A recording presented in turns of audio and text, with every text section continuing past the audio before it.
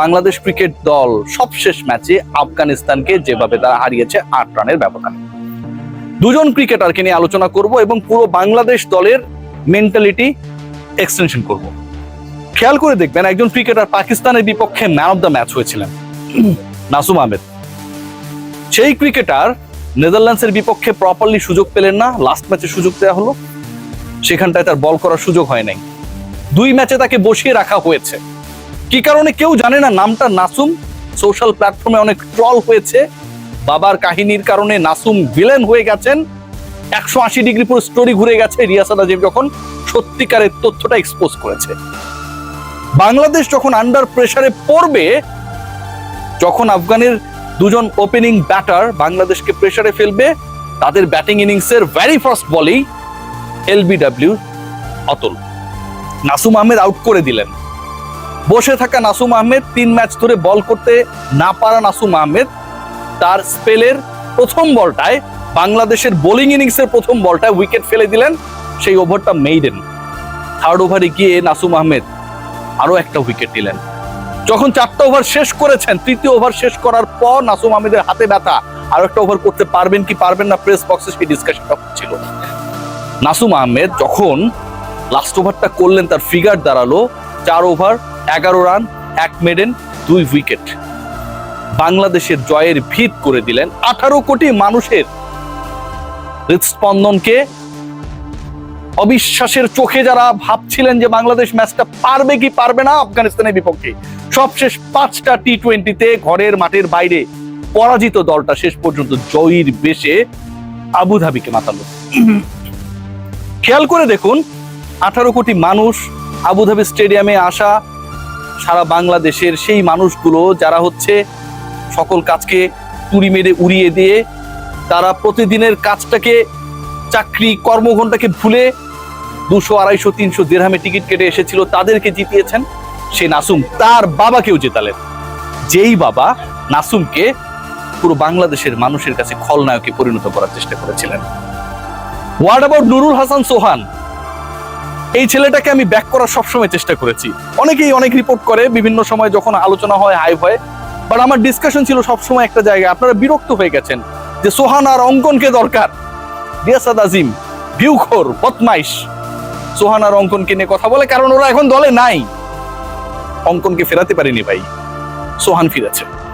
ফেরার পরে বসে থাকা, অস্ট্রেলিয়া থেকে এসে নেদারল্যান্ডসের বিপক্ষে লাস্ট ম্যাচটায় সুযোগ হলো সোহানের। 11 বলে 23 বা 24 রানের একটা ইনিংস খেললেন 200+ স্ট্রাইক রেটে।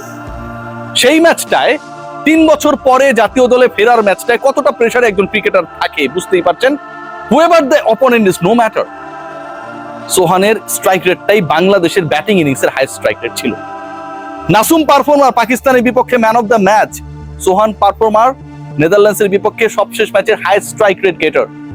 এই দুজন এশিয়া কাপে বাংলাদেশের 11-এ সুযোগ পেলেন 3rd ম্যাচে গিয়ে, যেই ম্যাচটা বাংলাদেশের জিততেই হতো, যেই ম্যাচটায় এদেরকে না খেলিয়ে কোনো উপায় ছিল না, কারণ অন্য যারা খেলেছেন তারা বাংলাদেশকে ডুবিয়েছেন। স্পেশালি শ্রীলঙ্কা ম্যাচে, হংকং ম্যাচে জিতলেও সেই জয়টা পরাজয়ের থেকে খুব বেশি কিছু ছিল না। কারণ খেয়াল করে দেখবেন, সোহান আজকে যখন খেলছিল, অপর প্রান্তে জাকের আলী অনিক 5 বলে 4টা টানা ডট দিল। সব বল একইভাবে মারতে চায়, কোনো বলে ব্যাট লাগে না। কখনো কখনো মনে হয় জাকেরের শট দেখে যে কোনো ব্যাটার আসলে ব্যাট করছে না, বোলার বল করছে স্ট্যাম্প সামনে, আর উইকেট কিপার পেছনে তার বলগুলোকে গ্রিপ করছে।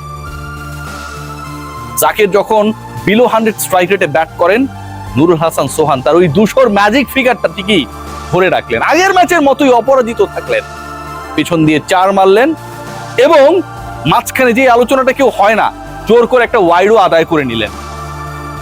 একজন ক্রিকেটার যার কলিজা আছে, যখন ওই 22 গজে নামেন, হৃদয়টা নিংড়ে দেন শুধুমাত্র দলটাকে জেতানোর জন্য। এক্সপ্রেশন দেখেছিলেন যখন আম্পায়ার হোয়াইট দেয় নাই, প্রতিবাদ করতে চলে গেলেন অপোজিট এন্ডে। যখন তিনি রান আউট করলেন করিম জানাতকে, ওই রান আউটটার ওই সময়টায় মোমেন্টাম আফগানিস্তানের দিকে। যেই সোহান অভ্যস্ত গ্লাভসে বল ধরতে, উইকেটের পেছনে দাঁড়াতে, সেই তিনি হয়ে গেলেন যেন বাংলাদেশ দলের সবচেয়ে ক্ষিপ্র, সবচেয়ে smart, the best fielder. Momentum shifting এ কত কিছু করলেন। এই একটা ছেলে, ওই 6 বলের 12 রান, 150 পেরুলো Bangladesh. Magic figure, pressure for any opponent.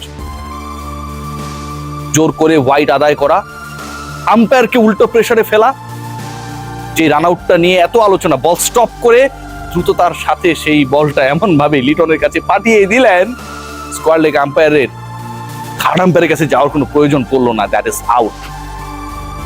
কেন এই আলোচনা করছি, কেন এই আলোচনা করতে হয়? কারণ বাংলাদেশ দলে কিছু কিছু ক্রিকেটার থাকে যাদের আসলে কাউন্ট করাই হয় কখন খারাপ করবে আর কখন তাদেরকে বের করে দেওয়া হবে। 2 বছর ক্রিকেটে না থাকা, টি-20-তে না থাকা নাসুম এসেই 2 উইকেট নিয়েছিলেন। দ্বিতীয় ম্যাচে 3 উইকেট নিয়েছিলেন, ম্যান অফ দ্য ম্যাচ হয়েছিলেন। এরপর বসেছিলেন, তারপর আবার সুযোগ পেলেন। কি পরিমাণ মেন্টাল প্রেসারে থাকা, ট্রমাটাইজ থাকা একজন ক্রিকেটার, পুরো বাংলাদেশকে, 18 কোটি মানুষকে, এখানকার দর্শকদের এবং তাকে যে বাবা সবচেয়ে অপছন্দ করে, সুদের কারবারিদের পাল্লায় পড়ে আপন রক্তের এগেইনস্টে মিডিয়ায় বক্তব্য দেয়, সেই বাবাকেও জিতিয়ে দিয়েছেন, কারণ তার ন্যাশনালিটি এখনো বাংলাদেশি। বাংলাদেশ দলে কিছু কিছু ক্রিকেটারের কপালটা যদি একটু তাওহিদ হৃদয়দের মতো হতো, হয়তো অন্যরকম ঘটনা ঘটতো। জানেন, বাংলাদেশকে তাকিয়ে থাকতে হচ্ছে আফগানিস্তান যেন পরাজিত হয় শ্রীলঙ্কার এগেইনস্টে টপ 4-এ যাওয়ার জন্য। কেন হৃদয়ের আলোচনা করছি, কেন জাকেরদের আলোচনা করতে হয়? আজকে জাকের যদি সোহানীয় ইনিংসটা খেলতেন, শামীম পাটোয়ারিরা যদি আজকে ব্যাটে বলে সংযোগটা ঠিকভাবে করতে পারতেন, বাংলাদেশের রানটা হতো 180। বিশ্বাস করেন, আমি করি ভাই, আমি করি। 180 হলে বাংলাদেশ 180 করলে বাংলাদেশের মাইনাস রান রেটের অবস্থাটা কিছুটা হলেও বেটার হতো, কিছুটা হলেও আফগানিস্তানের রান রেট, যদিও তারা ধরাছোঁয়ার বাইরে, কমতো। হংকং এর বিপক্ষে ম্যাচে যেই দলটা টস জিতে শুরুতে ব্যাট করা সাহস দেখায় না, সেই কাজটা যদি তারা করতে পারতো, টানা 3 ম্যাচে টস জয়ের পরেও ফিল্ডিং নেয়ার যে ইতিহাস লিটন কুমার দাস, আপনার এই অভ্যাস থেকে যদি বের হতে পারতেন, বাংলাদেশ শ্রীলঙ্কার এগেইনস্টে যে রান পোস্ট করেছিল হয়তো সেটা ডিফারেন্ট হতে পারতো, হয়তো সবকিছু উল্টে যেতে পারতো যদি নাসুম আহমেদ টুর্নামেন্টের শুরু থেকেই বাংলাদেশের 11-এ বাংলাদেশের প্লেইং লাইন আপে থাকতেন, হয়তো সবকিছু বদলে যেতে পারতো যদি নুরুল হাসান সোহানকে আজকে সেই জায়গায় না নামিয়ে 11টা বল বাকি, লাস্ট স্বীকৃত রিকগনাইজ ব্যাটার ইজ সোহান, না নামিয়ে নাম্বার পরে তাকে ব্যাট করার সুযোগটা করে দেওয়া যেত। কোনো কিছুই করা হয় নাই। এরা যেন দয়া দাক্ষিণ্যের ক্রিকেটার। সোশ্যাল মিডিয়ায় আলোচনা হবে, রিয়াসাত আজিম নেগেটিভ কথাগুলো বলবে, আপনারা আমাকে যারা শুনছেন ইচ্ছা মতো বাপ মা তুলে গালি দেবেন, তারপরে সুযোগ পেয়ে তারা তাদেরকে প্রমাণ করবে, সেই সুযোগটাও ঠিকভাবে পাবে না। কারণ বাংলাদেশ ম্যানেজমেন্ট আপনাদের মতো এদের চায় না। ট্রল করে কারা? ক্রিকেট বোর্ডে কর্তারা এসে কন্টেন্ট বানিয়ে ট্রল করে, আপনারা করেন। নাসুমকে আপনারা গালি দেন, সোহানকে আপনারা লর্ড বানান। সেই লর্ড আজকে দেখেন না, ব্যাট হাতে ফিল্ডিং এ আম্পায়ারকে অলমোস্ট থমকে হোয়াইট আদায় করেছে। নাসুম আহমেদ তার ভেরি ফার্স্ট বলেই এরকম প্রেসারে থাকা একজন ক্রিকেটার, প্রথম ওভারটা তাকে তুলে দেওয়া হয়েছে। শাক মেহেদী যে ওভারটা করেন ন্যাচারালি, তিনি আজকে ড্রপ উইকেট তুলে নেন। 4 ওভারে 11 রান, 1 মেডেন, 2 উইকেট, ঈর্ষণীয় পারফরমেন্স করেন।